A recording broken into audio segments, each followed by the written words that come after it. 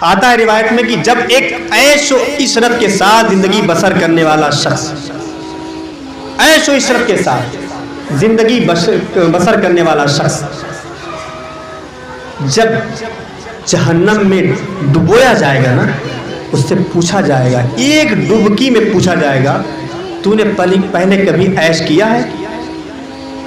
پہلے کبھی عیش کیا ہے؟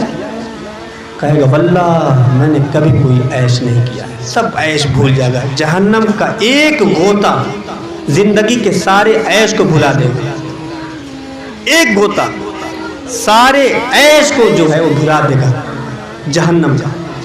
اور زندگی میں جس نے تکلیف کاٹی ہے، جس نے غم کاٹے ہیں، پریشانیاں کاٹی ہیں، جن پر ظلم ہوا ہوا، غریبی کی پس چکی نے ان کو پیس رکھا ہو، ان کے معاشرے میں جن کو کسی نے کوئی عزت نہیں دی ہو، نہ وہ کسی میٹنگ کا حصہ رہے ہوں، نہ وہ کسی دعوت کے حصے رہے ہوں، جب انہیں دنیا میں گزر کے جب آخرت میں پہنچیں گے، جنت کی نہر میں جب انہیں غوطہ دیا جائے گا، ان سے پوچھا جائے گا اب یہ بتاؤ، ایک غوطہ جنت کا، یہ بتاؤ دنیا میں کبھی مصیبت دیکھی ہے؟ کہا واللہ میں نے کبھی کوئی مصیبت نہیں دیکھی، کبھی کوئی مصیبت نہیں دیکھی۔ بتانا یہ ہے کہ ایک غوطہ جہنم کا سارے عیش انسان کو بھلا دے گا، سارے عیش و عشرت کی زندگی انسان کی فنا ہو جائے گا، دماغ آؤٹ ہو جائے گا۔ پھر وہ چاہے گرم بستر میں بیٹھ کر کے آپ موبائل چلانے والے منظر ہوں اور کپ میں چائے پینے والے منظر ہوں، اور اپنے ذہن سے یادوں کو فنا کر دینے والے ہوں، ماں کی یاد بھی ذہن میں نہ ہو، باپ کی شفقت بھی دل میں نہ گزرتی ہو، اور آپ ایک کش لیتے ہو، سگریٹ کے جو ہے پھونک اڑاتے ہو، اور آپ اپنی زندگی کو مست سمجھتے ہو، کامیاب سمجھتے ہو، تو یقین مانیے کہ آپ کامیاب نہیں، ایک آپ دھوکے میں اور غفلت کی زندگی کاٹ رہے ہیں۔ کامیاب وہی ہے جسے آگ سے بچا لیا گیا اور جنت میں داخل کر دیا گیا، وہی کامیاب ہے۔ اس لیے ان ہاتھوں پہ ترس کھائیے، اپنے اس بدن پہ ترس کھائیے، بہت نازک ہے یار، ان کے اندر وہ طاقت نہیں کہ یہ سب کچھ برداشت کرے۔ کیسے لوگ تھے وہ، کیسے کیسے لوگ تھے، حرام سے جو بچا وہ کامیاب ہوا۔ آگے بڑھیں، اللہ تبارک و تعالیٰ نے قرآن مجید میں ارشاد فرمایا، کامیاب کون ہوا؟ قد افلح المؤمنون، ایمان والے کامیاب ہو گئے، کامیاب ہو گئے ایمان والے۔ اب ان کے وصف کو اللہ تعالیٰ نے آگے فرمایا ہے، ان کا ایمان کتنا مضبوط ہے، مانتے ہیں دوزخ ہے، سب مانتے ہیں، جنت ہے مانتے ہیں، مرنا ہے مانتے ہیں، اللہ دیکھ رہا ہے مانتے ہیں نا، مانتے ہیں تو پھر گناہ کیوں نہیں چھوڑتے یار؟ سب کچھ تو مانتے ہیں، نماز کیوں نہیں پڑھتے؟ مانتے ہیں ایک وقت کی نماز چھوڑنے پر جہنم کے اس دروازے پہ نام لکھا جائے گا جس سے اس کو داخل ہونا ہے، سب کچھ مانتے ہیں، پھر پڑھتے کیوں نہیں یار؟ اس چیز کو کیوں نہیں مان رہے کہ ہم غفلت میں ہیں؟ اس چیز کو ایکسپٹ کیوں نہیں کر رہے کہ ہم بہت غفلت میں ہیں؟ اور توبہ کرنے والوں نے بڑے بڑے نرالے انداز سے توبہ کیا ہے اور بڑی بڑی عیش کی زندگی کاٹی ہے، اور جب توبہ کیا ہے، یوں ٹرن جب لیا ہے نا، تو وہ خود سمجھ میں نہیں آیا ان کو کہ یہ کیسے ہو گیا، بس اللہ نے ایسی توفیق دی۔ چونکہ کبھی کبھی دعا کرتے رہے نا، وہ جمعہ کی نماز میں ہی پہنچتے تھے، پہلی سب میں جا کے بیٹھتے تھے اور اللہ سے کہتے تھے اللہ مجھے ہدایت دے دے، اور اللہ نے ہدایت دے دینا ہے، اگر آپ دعا مانگیں اللہ ہدایت دے دے گا۔ مگر حالات تو اتنے بگڑ گئے ہیں کہ جمعہ کے دن بھی ہم خطبے کے وقت جاتے ہیں جبکہ فرشتے رجسٹر موڑ کر رکھ دیتے ہیں کہ نام اب نہیں لکھا جائے گا آپ کا، اس وقت پہنچتے ہیں، کیا ملے گا ہم کو؟ ایمان والے کامیاب ہوں گے، مراد کو پہنچے ایمان والے۔ وصف بیان کیا اللہ، کون کامیاب ہوگا؟ الذین هم فی صلاتہم خاشعون، وہ کامیاب ہیں جو اپنی نمازوں میں گڑ گڑاتے ہیں، اپنی نماز میں گڑ گڑاتے ہیں، نماز کا ان کا خشوع خضوع برقرار ہے۔ اور خشوع خضوع دیکھیے دو طرح کا ہوتا ہے، ایک خشوع خضوع انسان کی زندگی کا ظاہر، نماز کا ظاہر ہے، اور ایک خشوع خضوع اس کے باطن کا ہے۔ نماز کے اندر ظاہر کا خشوع خضوع یہ ہے کہ جب وہ نماز پڑھ رہا ہے تو اس کی نگاہیں ادھر ادھر نہ ہوتی، آسمان کی طرف نہ اٹھتی۔ بہت سخت وعید ہے حضور کے فرمان کے مطابق کہ جو لوگ یہ بار بار آسمان کی طرف نگاہ اٹھاتے ہیں ان کی آنکھیں چھین لی جائیں گی۔ نماز کے اندر اگر اس طرح حرکت کرتے ہیں بینائی چھین لی جائے گی، اندھا ہو جائے گا روشن، اس لیے اس سے بعد آنا چاہیے۔ ایک خشوع خضوع یہ ہے، اور آپ کا جسم صحیح سالم صحیح کھڑا ہو، آپ کی حیت بالکل درست ہو، اور لگ رہا ہو کہ آپ نماز پڑھ رہے ہیں، لگ رہا ہو کہ آپ نماز پڑھ رہے ہیں، یہ ظاہری خشوع خضوع، قرات درست ہو، صحیح قرات کرتے ہیں، اچھے سے نماز پڑھ رہے ہیں، ترتیب نماز کی یاد ہو آپ، یہ خشوع خضوع نماز۔ اور باطن کا یہ ہے کہ بس وہی کہ نماز اس طرح پڑھو جیسے اللہ کو دیکھ رہے ہو، نماز اس طرح پڑھو جیسے اللہ کو دیکھ رہے ہو۔ اتنا اگر نہ ہو سکے تو کم سے کم اتنا ضرور سوچو کہ اللہ مجھے دیکھ رہا ہے، اللہ مجھے دیکھ رہا ہے۔ اور نماز سے جب ایک دینی تربیت لے کے آپ مسجد سے باہر نکلیں گے، اور یہ جب یہ تصور پیدا ہو جائے گا کہ اللہ مجھے دیکھ رہا ہے، تو جب آپ کسی مسلمان کو گالی دینے جائیں گے آپ کو خیال آئے گا اللہ دیکھ رہا ہے، اللہ سن بھی رہا ہے۔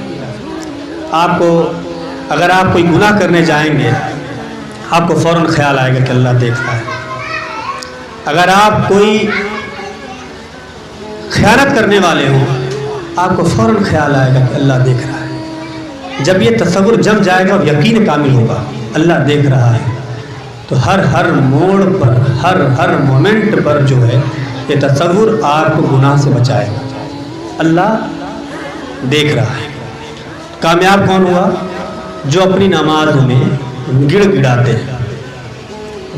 ہیں جو اپنی نماز میں، وہ لوگ کامیاب ہوئے۔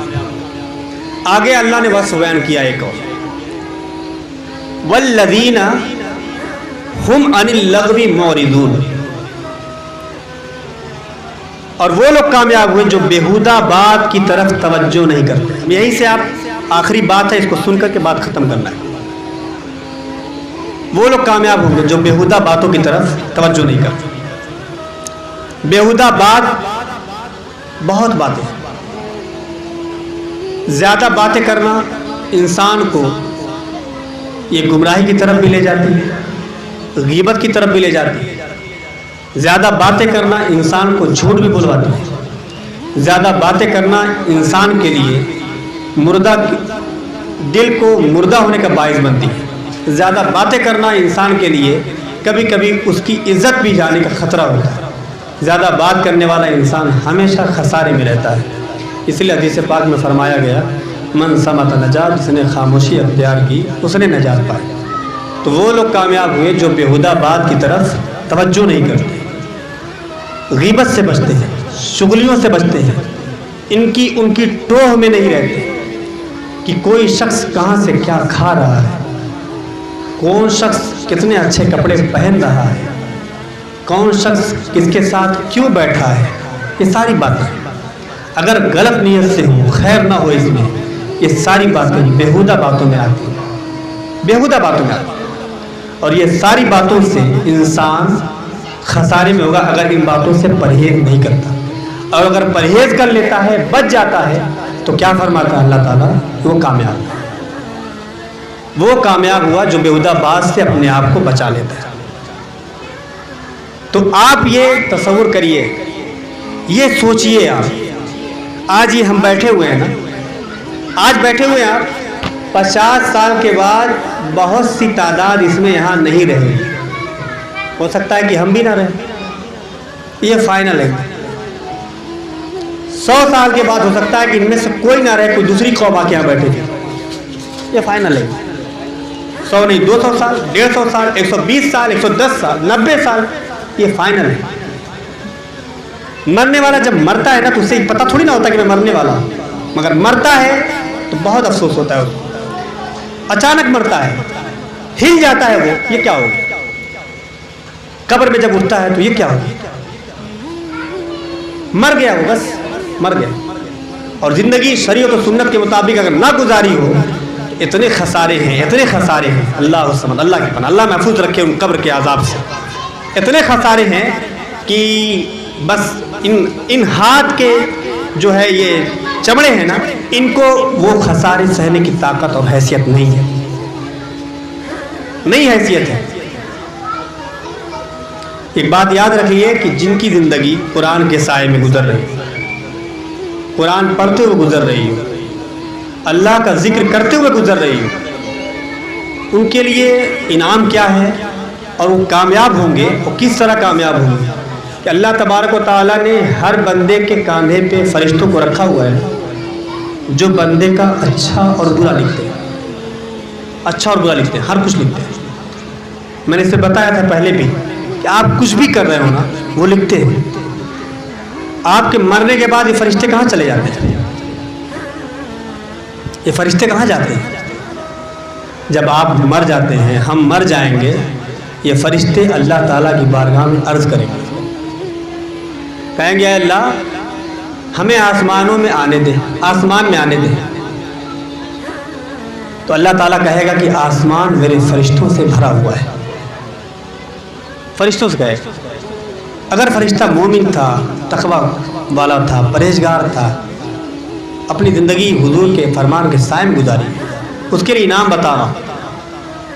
پھر فرشتے عرض کریں گے اے اللہ تو ہمیں زمین میں حکم دے، ہم زمین میں چلے جائیں. تو اللہ تعالیٰ فرمائے گا کہ زمین میری تسبیح بیان کرنے والے مخلوق سے بھری ہوئی ہے، آسمان میرے فرشتوں سے بھرا ہوا ہے، زمین میرے مخلوق سے بھری ہوئی ہے. تو فرشتے عرض کرتے ہیں کہ اللہ ہم کہاں جائیں، ہم کہاں جائیں؟ اللہ حکم دے گا کہ تم جاؤ میرے اسی بندے کی قبر پہ جاؤ اور جا کر ذکر کرو، تسبیح بیان کرو، لا الہ الا اللہ پڑھو، اور یہ سب کچھ تم کرو، اور ان سب کا ثواب اس میرے بندے کے کھاتے میں ڈالتے رہو. یہ انعام ہے جنہوں نے اپنی زندگی کو صحیح طریقے سے گزارا. اور ایک جہاں لکھا ہوا ہے کہ اگر وہ بندہ ایمان سے دنیا سے نہیں گیا، ایمان کے ساتھ نہیں گیا، تو وہ فرشتے پھر لعنتیں کرتے ہیں، لعنتیں کرتے ہیں. اس لیے عزیزوں اپنے آپ کو پہچانو یار، اپنے آپ کو پہچانو. زندگی تو سبھی گزار رہے ہیں، سب کی گزر رہی ہے، ہماری بھی گزر رہی ہے، چھوٹے بڑے سب کی گزر رہی ہے. بچوں سے اگر پیار ہے تو بچوں کی تربیت ٹھیک کریں، دینی تربیت سے ان کو آگاہ کریں. اور بچوں کو اپنے والدین سے پیار ہے تو والدین کی زندگی میں ان کی خدمت کریں، ان کا خیال رکھیں، اور ان کی وفات کے بعد ان کے لیے دعائے مغفرت روزانہ کرتے رہیں، روزانہ کرتے رہیں. یہ ہفتے کی بات نہیں کر رہا ہوں، روزانہ کرتے رہیں. 5 ٹائم کی نماز ہے تو 5 ٹائم کی نماز میں روزانہ کرتے رہیں. یہ سب کچھ کرتے رہیں تو اس کا فائدہ تو ان کو مل ہی جائے گا قبر میں. اس کا بہت بڑا فائدہ آپ کو بھی ملے گا، آپ کو بھی ملے گا. جتنا کچھ بھی آپ ثواب ادھر ٹرانسفر کرتے رہیں گے اس کے اتنا ہی ثواب اللہ تبارک و تعالیٰ آپ کے بھی کھاتے میں ڈالے گا، آپ کے بھی کھاتے میں وہ ثوابوں کو ڈالے گا. اور آپ کے بھی نجات کا ذریعہ وہ آپ کی محنت بنے گی جب آپ محنت کر کے اپنے بھائیوں کی فکر میں لگے رہیں. اور اگر دنیا کی زندگی کی طرح اسی طرح جس طرح لوگ آج کاٹ رہے ہیں کہ کوئی مر جاتا ہے تو اپنے ہی دوست کے لیے، کیا عجیب بیوقوفی کا ماحول ہے، اس کا فوٹو لگا کر پیچھے بیک گراؤنڈ میں گانا لگا دیتے ہیں، ایک اور عذاب کا سامان مہیا کر دیا. دوست مرا ہے، قرآن پڑھنا چاہیے، قبر پہ جا کے دعائیں مغفرت کرنا چاہیے اس کے لیے. یار بیچارہ پریشان ہوگا، وہ قبر میں پریشان ہوگا نا، اس کے لیے دعا کرنا چاہیے. تو یہاں کیا کرتے ہیں، اپنا فریضہ سمجھتے ہیں کہ ان کو لگتا ہے کہ بس یہی ہے، فیس بک اٹھایا، ایک فوٹو اس کا ڈالا، آئی مس یو لکھ دیا، اور پیچھے بیک گراؤنڈ میں کوئی گانا لگا دیا. تو گانا لگانے سے ثواب ہوگا کہ گناہ ہوگا؟ گناہ ہوگا نا. تو یہ عقل مندی ہے یار. اللہ نے انسان پیدا کیا نا، کیا تم عقل نہیں رکھتے؟ افلا تعقلون، جگہ جگہ یہ حکم دیا، فرمایا گیا کیا تم عقل نہیں رکھتے؟ عقل استعمال کرے نا. کوئی فوت، میں نے بتایا نا حدیث نعمت کے لیے، میرے جتنے احباب دنیا سے رخصت ہوئے ہیں میں نے آج تک کسی کو بھولا نہیں ہے، اور نہ بھولوں گا جب تک کہ آخری سانس نہیں لی. جتنے دنیا سے چلے گئے ہیں ان میں سے میری ماں بھی ہے، ہمارے دوستوں کے والدین بھی ہیں، ہمارے احباب بھی ہیں، میں کسی کو نہیں بھولا. مگر آج تک کسی کا فوٹو یا پھر یہ لکھ کر کے آئی مس یو یا پھر کچھ لکھ کر کے، یہ فراڈ ہے یار، محبت ہے تو جاؤ اس کی قبر پہ جاؤ، جمعہ کے دن جاؤ، اس کے لیے دعائے مغفرت کرو، قبر پہ بیٹھ کے سورہ یاسین کی تلاوت کر کے آؤ، سمجھ میں آئے کہ ہاں محبت کا حق ادا کر، محبت کا حق ادا کر، یہی اصل محبت ہے، اس کے لیے جتنی دعا کر دی جائے۔ اور دوستی کا حق یہی ہے کہ اپنے دوست کو جہنم کے راستے پہ اگر وہ چل پڑا ہے نا، اس کا ہاتھ پکڑ کے کھینچنا پڑے تو کھینچ کر کے اس کو لاؤ اور جنت کے راہ کا مسافر بناؤ اسے، یہی اصل دوستی کا حق ہے۔ اور اگر کوئی دوست آپ کا معاون اور مددگار بنتا ہے گناہوں میں، آپ گناہ نہ کرنا چاہتے ہیں، آپ گناہ کرنے کے شوقین نہیں بھی ہوں، پھر بھی کچھ دوستوں سے دوستی ایسی ہو جاتی ہے جو آپ پر اٹھا کر کے ایسی جگہوں پر لے جائیں جہاں پر گناہوں کا دلدل ہے، قدم رکھے تو پہلے ہی قدم میں آپ دھنس جائیں گے گناہ کے دلدل میں۔ ایسے دوستوں سے اگر آپ ان کو نہیں بچا سکتے اس راہ سے، تو کم سے کم اپنے آپ کو بچا لیجئے اور ایسے دوستوں کا ساتھ چھوڑ دیجئے، کیونکہ یہ لوگ بتا چکا ہوں، یہ وہی قوم ہے جو آپ کو قبر میں دفن کر کے آئیں گے، آنے کے بعد پڑوسی کے دروازے پر بریانی کھا کر پھر بوٹی کھوجیں گے، اس کے بعد دانت سے گوشت نکال کر پھینکیں گے، کہیں گے یار اچھی بریانی بنی تھی، چلیں گے، پھر کوئی یاد نہیں کرے گا۔ 10 دن کے بعد پھر وہ میوزک سنیں گے، گانا سنیں گے، پکچر دیکھیں گے، ان کو آپ کی فکر نہیں ہوگی۔ میں بتایا نا کہ جو بچے اپنے باپ کے فرما بردار نہیں ہیں، وہ کیا کسی دوست کا خیال رکھیں گے؟ اور آپ کو کیا امید ہے کہ جو بچے آپ کے کہنے پہ فجر میں نہ اٹھیں، وہ بچہ جمعہ کے دن آپ کی قبر پہ جا کے فاتحہ پڑھے گا؟ اس لیے خود تیاری کریے۔